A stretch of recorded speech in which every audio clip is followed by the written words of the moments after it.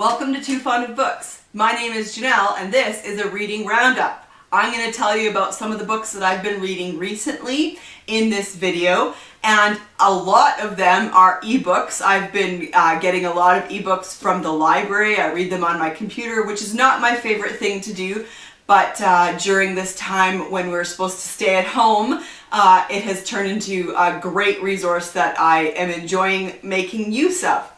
So, I've got my, this is the little notebook that I use to keep track of the books that I've been reading. So, I'm going to start with the Chelsea Girls. I'm going to put a picture up of the cover so that you can see. The Chelsea Girls was written by Fiona Davis. This is the first of her books that I've read and I loved it. This came out in 2019 and I gave it 4.5 stars. So The Chelsea Girls is a story of two girls, Hazel Riley and Maxine Mead, and it's set in New York in the 1950s at the Chelsea Hotel. First of all, I love the name Hazel Riley. My grandmother was named Hazel, and so I love that name.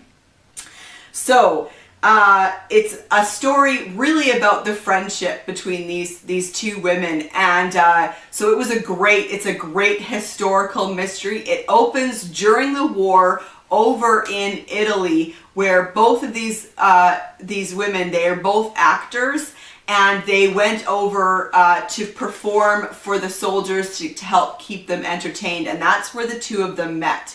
And then the bulk of the story takes place after the war in New York in the 50s. A big part of this story is the Red Scare that was sweeping the United States at the time.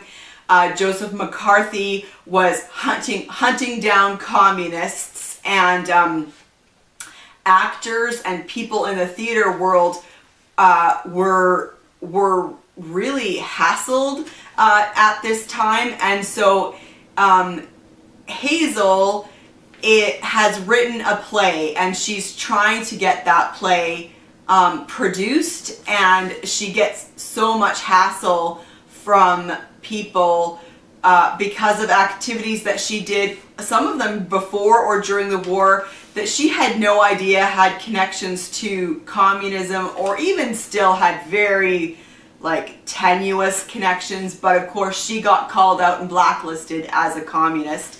And then her friend Maxine Mead, who goes on to become a famous Hollywood actress. It was a great story. I really liked this one. I loved the complexities in this story. People are never just one thing or the other, and I love that the author delved into that and really highlighted the fact that people are never just 100% bad or 100% good. People are complex, and the author did a really good job of highlighting that. She also did a really good job of highlighting the variety of motivations for decisions and behavior in people, and I really enjoyed that part of the story. Part of the story included diary excerpts from Maxine, and I understand why the author did that. However, she fell into the same trap that a lot of other authors fall into when they include diary entries in their story, and that was that they did not always read like diary entries. So I understand why she needed to do that in the story. However, too often she used the diary entry rather than Maxine herself in the story to present information for exposition, and therefore the diary entries did not read like diary entries, and that was a little bit disappointing, and that's honestly why this wasn't a 5-star read for me. It could have been a 5-star read, but the diary entries really very rarely read actually like diary entries, and so yeah, so that was a bit disappointing for me, but all around a really good book. I could highly recommend The Chelsea Girls by Fiona Davis. And then I had a book that I DNF'd. I did not finish, and this was a huge disappointment for me. Walking the Shadows by Donald James. This was a book that I was really looking forward to and hoping that I would really love. It was about a village that had been drowned to make a reservoir over in France. And there was stuff about France during the war and collaborators and resistance fighters. All of that stuff sounded so very interesting. But this character of Tom Chappell, I couldn't read. And so the beginning chapter, it opens with him and his mother on a plane that is preparing to crash land in San Francisco, I think, in 1985. And I just had to stop. I couldn't read his character. I just didn't like him at all. And I realized that if he was going to be so much in this book that I just couldn't finish it, despite how interested I was in the part that takes place over in France. And I mean, he admits, like, right in the first chapter that that he's sleeping with his sister. And I thought, if that's it, you know, I could maybe continue going, but he brings it up again, and I'm just like, you know what, I'm not interested in reading about incest. And I just had to give up on this book, which is really unfortunate. I was hoping to really enjoy this story. Then I read Girl Waits with Gun, which was another ebook, so I'll put the picture up here. This was written by Amy Stewart in 2015, and it's based on the true story of one of America's first female deputy sheriffs, which is fascinating. And she did a really good job. She wrote a really interesting story. So the main character is Constance Cop, which, hilarious, best name ever if you're going to become a deputy sheriff. Anyway, it's set in 1914, I believe in New Jersey. And she's living at the family farm with her two sisters. Her brother lives in town with his wife and children. Her parents have died. And so the sisters are trying to survive and be able to keep the farm going. There are a lot of silk factories in the town nearby. And so there's been a lot of stuff about, like, strikes and all of that. But the owner of one of these silk factories, he drives his car right into their buggy at the beginning of the book, and that's what starts the whole premise of this book. So she's trying to get him to pay for the damage to their buggy, and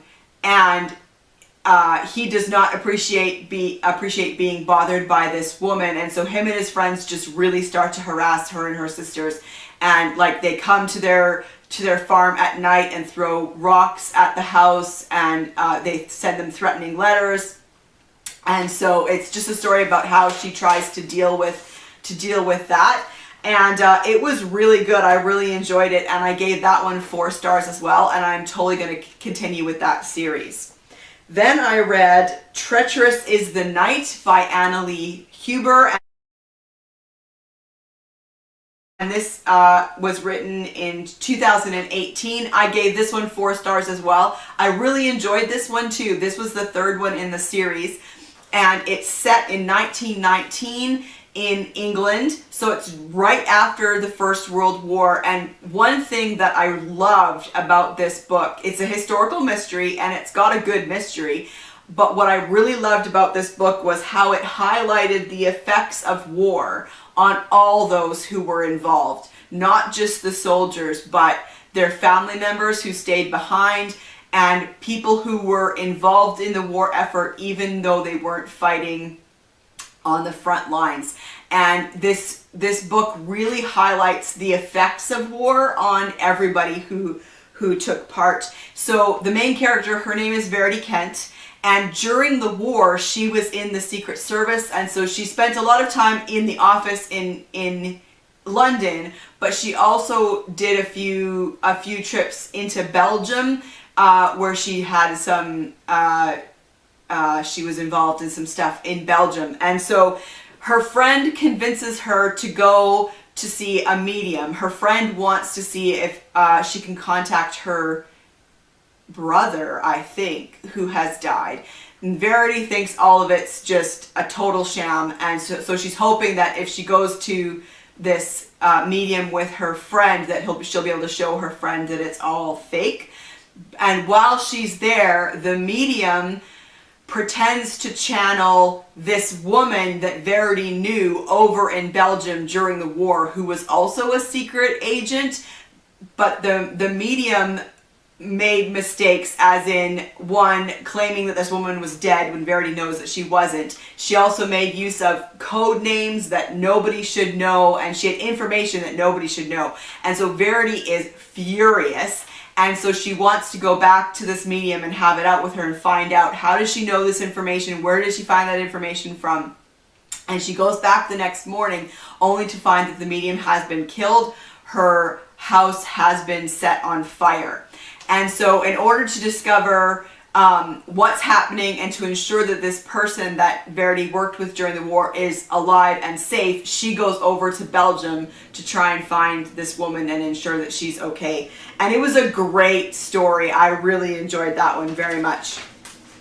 And then I read The Singapore School of Villainy by Shamini Flint.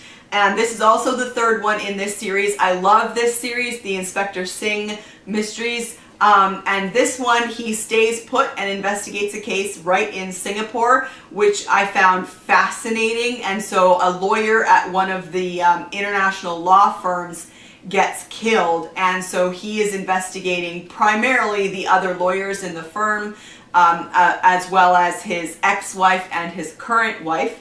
And it was a great story. I enjoyed this one as well. I gave this one 4 stars. And I was able to use this for my Around the World reading challenge. I was able to color in the country of Singapore, so that's great. And I had this one part that I highlighted. This was hilarious. So he's having a conversation with his boss, Superintendent Chen, who is very eager to ensure that the expatriate community is not offended by this investigation, and that it doesn't interfere with any of the basically with the economy, right? They want these expats to stay and do business in Singapore. And so his superintendent is just completely interfering in the investigation.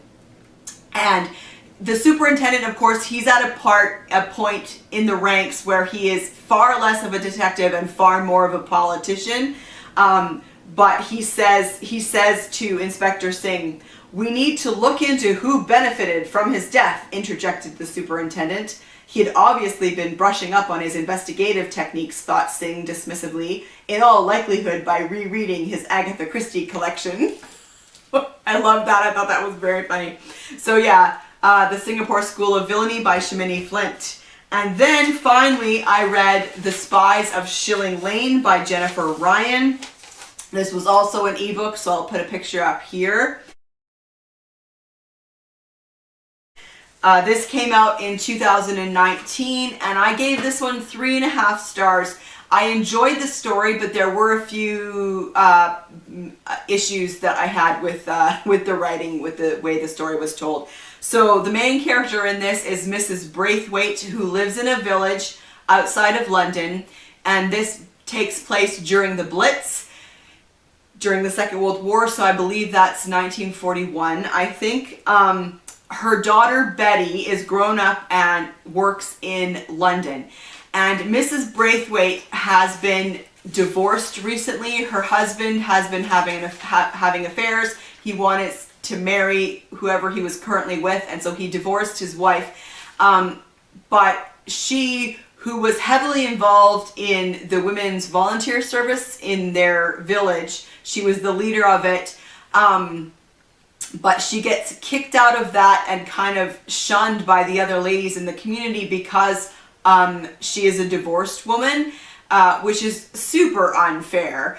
But Mrs. Braithwaite is a force to be reckoned with. She is pushy, she is judgmental and opinionated, and so there are other things going on as well, rather than her just being a divorced woman. But anyway, she decides that now is a good time to go and find her daughter in London because there's a secret that she needs to tell her daughter. And so she goes to London to tell her this big secret, only to discover that her daughter is missing. And so Mrs. Braithwaite pairs up with Mr. Norris, who is the landlord where her daughter has been staying. And she kind of really pushes him into helping her find her daughter. And it gets very convoluted. They're in the middle of the Blitz, and so they're trying to find her daughter in the midst of bombing raids and having to go to shelters, and there's a lot that goes on, but Mrs. Braithwaite kind of really discovers some truths about herself and how she's treated people and her beliefs, and how maybe some of those things aren't accurate anymore or need to change. It was really good, and I really enjoyed the character of Mrs. Braithwaite and Mr. Norris too, actually. But I had to only give it 3.5 stars because the dialogue was a bit clunky at times. There were some things in the story that were resolved too easily for the depth of the issue, or for how broken certain relationships were. So certain things were resolved a little bit too easily. But I enjoyed that it was a story that had a lot of serious themes, but it didn't always take itself very seriously. It reminded me actually a lot of, oh, what's she called now? Hang on one second. I'm back. Mrs. Polifax. That's who I was thinking of. She reminds me a lot of, the books remind me a lot of Mrs. Polifax the books by Dorothy Gilman. Again, it's a woman in her 50s who gets herself involved with the CIA. And so it's a very serious subject matter, but a little lighthearted. And so it reminded me a lot of that. So it was okay. And if she wrote more with these characters, I would probably read them. But yeah, maybe it's just something that a newer writer is working out. But yeah, so the dialogue was a bit clunky, and so there were a few issues, but ultimately I enjoyed the story and I enjoyed the characters. So that's what I've been reading recently. What have you been reading recently? I'd love to chat down in the comments below. Or have you read any of these books? I'd love to hear your thoughts on these books. And I'll see you for another video soon. Bye.